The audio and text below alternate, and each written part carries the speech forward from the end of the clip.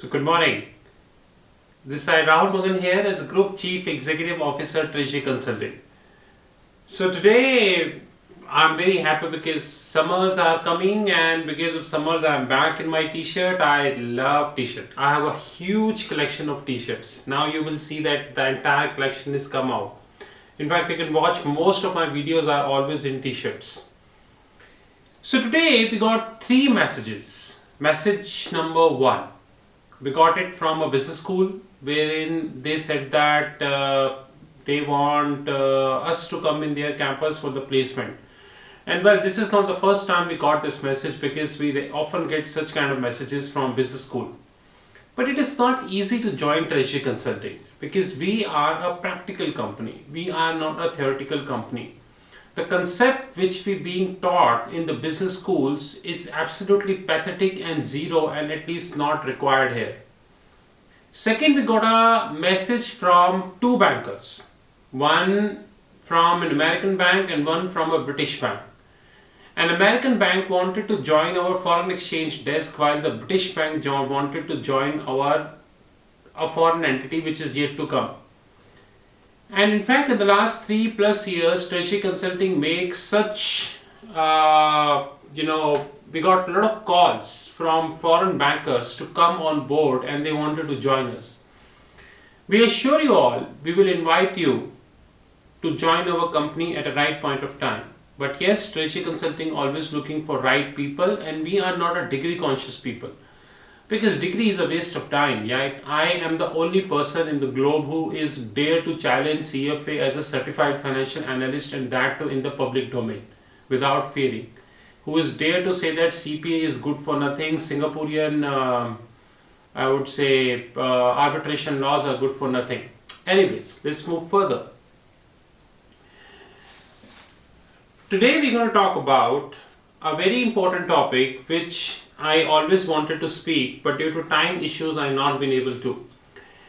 In every economy is having multiple backbones. Now the one backbone of the economy is definitely the taxes. Now you can say as a direct tax, or you can say as an indirect tax. Like India is having GST, which is goods and service tax, right? On paper, but practically how GST work, Singapore also have GST, which they deferred, which is going to get implemented. Basically the hike in the GST got deferred. So currently Singapore is having around 7% GST, which they wanted to hike to 9%. And considering the way situation is happening in Singapore, I don't think government is in a position to get this done. So government deferred, maybe postpone it, and I don't know, I really doubt. Probably in another 3+ year government will take this back. The second pillar of any economy is the central bank. A central bank is that pillar. If this pillar is strong, then central bank can make anything happen. Here I give some good respect to Monetary Authority of Singapore, at least if I exclude in the last 2-3 years. Apart from the last 2 to 3 years, if I exclude that, Monetary Authority of Singapore did a wonderful job. Number one, they made Singapore in such a way that Singapore is a receptive economy. There is no doubt about that. Monetary Authority of Singapore is approachable. There is no doubt about that. And there are another good factors about Monetary Authority of Singapore. But in the last 2 to 3 years, what happened, majority of the circulars issued by Monetary Authority of Singapore, their failure to tap the initial coin offering frauds and multiple frauds which have happened to crypto, their absolute pathetic regulatory they launched in the SupTech, which is also known as supervisory technology, led to a drastic failure of Monetary Authority of Singapore. I say that in the last 2 to 3 years, Federal Reserve played very well, because I say kudos to Mr. Powell, the head of Federal Reserve, that he played a wonderful job. Because US is the backbone of the globe. If anything happened to US, then it led to a crash in the globe. Like, I don't know whether you like Trump or you don't like Trump. That is your personal feeling, but I definitely like Trump. That is a fact. And I'm again not saying that on a personal ground how Trump behaved. His personal, the way he managed things personally, that is his internal call. Anyways, I'm not here to argue this. But in the last 3 to 4 years, US economy not contracted, rather it grew. Like In the latest quarter, December 2019, Japanese economy contracted by not less than 6.3%. So if I speak in a plain English language that the economy is reduced by 6.3%, which is pathetic, simply pathetic. In fact, majority of the economy is contracted. Even if you look at the forecast by Singapore government, and that is not my forecast, that is by Singapore government forecast, that they expect a contraction of 0.5% to a growth of 1.5%. With due respect to government, they themselves know that 1.5% growth rate, considering whatever happening around Chinese virus and all these issues, is next to impossible. Because even without all these issues, last year government grew by 0.7%. So this year I am expecting at least a contraction. In fact, to be honest, with due respect to Singapore, I am expecting a contraction of more than 1%. In all these backdrops, there are multiple roles central bank play, and one of the important role which central bank play is the development of the corporate bond market. Development of the corporate bond market is must for any institution to grow. Either it is a small institution, it is a big institution, or it's a super large institution just like Goldman Sachs. If that bond market is not good, then no institution in that country survive. So if today, like one side we say that US is doing pretty well. Yes, of course they're doing pretty well, but the credit has to go to Federal Reserve for managing the show. Many people criticize Federal Reserve for 2008, including me, but criticize is good. But apart from criticize, we need to appreciate that the way they're managing their corporate bond market is very good. Example, the best investment bankers of the globe are coming from US. Example, Goldman Sachs, Citi, your JP Morgan Chase and rest. The best fund managers comes from US. The big hedge funds of the globe, which is PIMCO, which is Vanguard, it is from US. The best insurance companies, American Insurance Group and all, they come from US. Corporate bond market is very important not only for the government, not only to make that country better, but also to make the careers of thousands and thousands of kids, those who are passing out, those who are doing various degrees like CFA, Certified Financial Analyst, FRM, Faltu Risk Management, and GARP, and MBA, Masters in Business Administration. I fail to understand what masters they carry, but they say that it's a Masters in Business Administration. Corporate bond market need multiple thing to enhance, to grow, and this is where I would say that United States fairly did well. Of course, sky is always the limit. I personally rate 9 out of 10 to the corporate bond market of US, around 6.5 to Singapore, and around 1.2 to India. Number one, US corporate bond market is having a wonderful exposure of the repo exposures, repo and reverse repo exposure. Guys, you don't know, I don't know you know or not, but the big hedge funds of the globe, who are based out US, they use repo exposure heavily. And in fact, most of the people, those who are watching this video, they only know the simplest definition of the repo, which is a central bank lend money to another commercial bank. Apart from that, they know nothing.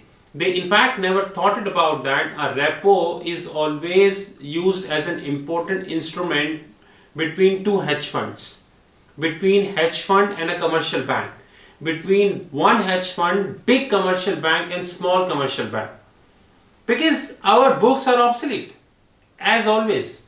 Books will only tell you that repo is when a central bank lend money to a commercial bank and they take deposit as a government securities. That's it. Not more, not less. But unfortunately, these books do not tell you that repo is more than that. Insurance companies, non-insurance companies, hedge funds, institutional investors, foreign portfolio investors, they all play an active role in repo. When it comes to repo, if I give 9.5 out of 10 to US, then it is injustice. It is 10 out of 10, because when it comes to repo market, I really don't think US left with a single inch to achieve. Rather, they are doing very well. So repo is an important thing which people should know. And most importantly, most of the courses, degree courses, do not teach you various type of repo. Example, tripartite repo, bipartite repo, repo between a hedge fund and a commercial bank, repo between hedge fund and a big commercial bank and a small commercial bank, repo between hedge fund and custodian. If I ask you a simple question that Goldman Sachs prop desk is taking a repo position with State Street. State Street is a US body, basically US custodian, and Goldman is definitely not to mention, is a US investment bank, top. So Goldman is taking, the prop desk of Goldman is taking a repo with State Street, who is a custodian. How this repo will happen? Definitely State Street is lending money. It's a non-government bank. It's a private bank. State Street, not owned by government of US. It is a private custodian, right? A custody person is doing a business with the Goldman Sachs. How is to be settled? No central bank into the picture. There is no Federal Reserve, no Security and Exchange Commission. Nobody is into the picture. How you get this settled? This is repo. And this example which I gave to you is one of the simplistic example I can give to you. Simplistic example. I have many examples of repo operation, and eventually in this 2020 we're going to upload more information about repo operation. Second thing is ETF, which is exchange traded fund. I should not mention that the top out of top 10 ETFs of the globe, around 6 plus ETFs only comes from US. Like SPDR, like Blackstone, BlackRock, and now without quoting the name, there is another big hedge fund who is launching their own ETF. Sooner or later you will get to know. ETF is nothing like a mutual fund, but the only difference is that ETF is of two kinds, passive and active, and they trade on an exchange. So their price will fluctuate on a daily basis, and there is a lot of trading which is happening in the ETF. People trade ETF, buy and sell is happening in the ETF. If I would say that you are an alternate investment fund, which is also known as AIF, I'm damn sure many people right now even do not know how AIF works. Alternate investment fund is one of the I would say most complicated funds to create standing today, because they deal in alternatives, and alternatives are humongous. You have huge amount of alternatives. Real estate is an alternative, equity is an alternative. You say how equity is an alternative? Guys, you even do not know that out of the broad spectrum of the hedge fund, there is one kind of hedge fund who is an alternate. So if I ask you a GK question, a general knowledge question, that which kind of hedge fund is always termed as an alternative? Even when I was not alive, when I was not there in the globe, they were alternative. When I am there, they are alternative. When I am going to be not there, they would continue to be an alternative. This is known as private equity funds, and specifically speaking, private equity hedge funds. So private equity hedge funds are always known as the alternatives. Guys, did you heard that SoftBank wanted to be a private equity hedge fund? But unfortunately that failed, because SoftBank not understood the complete meaning of the private equity hedge fund. So money will not make you successful. It is the knowledge which make you successful. It may happen that initially you start slow, you grow slow, but eventually you will reach where you wanted to reach. Third very important thing which you have when it comes to the growth path of the corporate bond market is the benchmark curve. US benchmark curve, which is also known as USD benchmark curve, is, I think if I say liquid, then it is a disrespect, because dictionary do not allow me to have a better word than liquid. I cannot use liquid. I will say crystal liquid. It is my word, better than liquid. USD benchmark curve, which is known as USD benchmark, is one of the most liquid curves we have in the globe. USD OIS curve is one of the most liquid overnight index swap curve we have on the globe. SOFR, secured overnight financing rate, was the first fallback that entered the globe, and today I think around roughly $1.5 trillion of trade which is happening on a weekly note only on the CME. Latest figure we need to check. USD FRA, forward rate agreement, is absolutely liquid. So when it comes to the indexes, USD is the most liquid. Last is the sovereign yield curve. Sovereign yield curve, which is also known as the 10-year benchmark curve of US. Example, there are many conventions which we use in the financial market. Example, 2S 10S. 2S 10S 10 bips. What is 2S? 2S means the difference between the 2-year and the 10-year is 160 bips. It's just an example I give. Say 2S 30S, 5S 10S. These quotations you never get in our newspaper. 2S 10S, 2S 5S, 10S 30S, you will never get. These quotations you only get in USD, Euro, GBP, Swiss franc, Japanese yen, Sing dollar, Canadian dollar, New Zealand dollar, Australian dollar, all such leading currencies. Reason? They have a defined sovereign wealth curve. Many people, those who are watching this video, in fact, do not know that India do not have a defined sovereign wealth curve. India do not have a sovereign curve right now. It is by mistake or it is by notion people are saying 10-year is a sovereign curve, but nowhere it is written, my dear friends. It is just like you started calling somebody from a nickname, and eventually over the period of the time this person turned out to be that his name would be that nickname.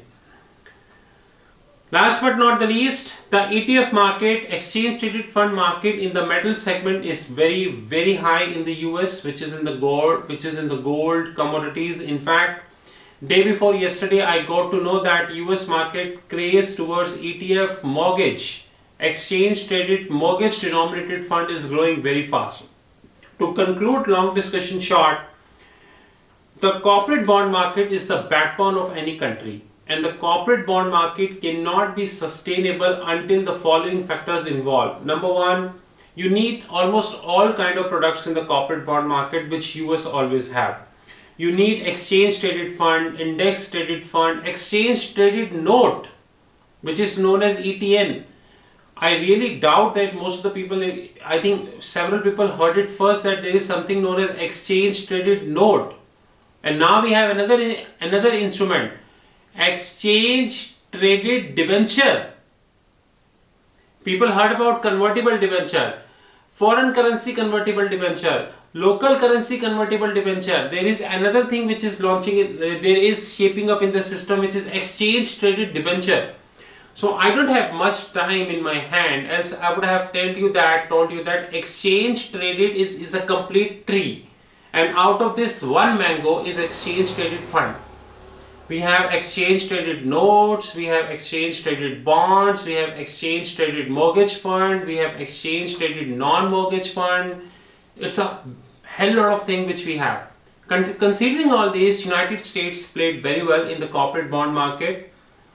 Henceforth, the purpose of this video is to let you know that once you learn corporate bond market, learn historically. Don't restrict yourself towards the treasury bill, treasury notes, treasury bonds and all these kind of stuff. Try and understand that all these terms which I mentioned, treasury bill, treasury notes, treasury bonds, they are a leaf in a whole tree. So assuming I make you stand outside a tree and this tree is very big and you take just one leaf and claim that you are the owner of that tree, you are absolutely wrong. So corporate bond market is a very big market. All those people, those who wanted to be a banker, those who wanted to be a bank like me, those who wanted to have their prop desk eventually at some point of time in their life, they need to learn one thing very clearly, that all instruments of the corporate bond market should be known to them. And if these instruments are not known to them, they cannot face success. But once again, if you are expecting that the books, the degrees, these certifications will offer you, they will not open them. This is the purpose of the video, is to let you know and is to make you aware that how corporate bond market is a very, very big thing. With this, we thank you very much. You know my mobile number, which is +91 9899242978. You know my alternate mobile number +91 9818485155. You know our fixed income platform www.fixedincome.global. Have a great time.